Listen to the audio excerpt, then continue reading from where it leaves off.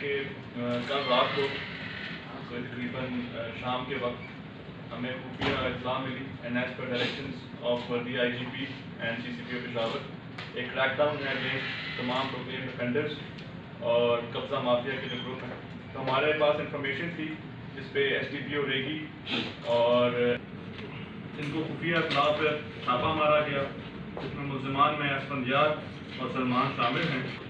راولپنڈی کی طرف روانہ تھیں اور راستے میں ان کو نشانہ بنایا گیا. ملزمان کی جائیداد اور کاروباری سرگرمیوں میں بھی ان کو محدود کیا گیا تھا. اور جب یہ چھاپا مارا گیا وقوع میں ڈرائیور انعام اللہ بھی قتل ہوا اور مقتولہ جو ہیں وہ عدالت پیشی کے بعد راولپنڈی اور کاروباری سرگرمیوں میں بھی ان کو محدود کیا گیا تھا. اور جب یہ چھاپا مارا گیا تو اس کارروائی کے دوران 4 سہولت کاروں کو بھی گرفتار کیا گیا. اور محمد نثار ولد عبدالحکیم سکنا مترا ان کو فردر جو تھے ان کے آپس میں جو مفادات تھے جس میں یہ قبضہ گروپ بھی شامل تھا جس میں قبضہ گروپ کے جو ارکان ہیں اس میں یاسین اللہ ولد باچا حسین سکنا لطیف آباد.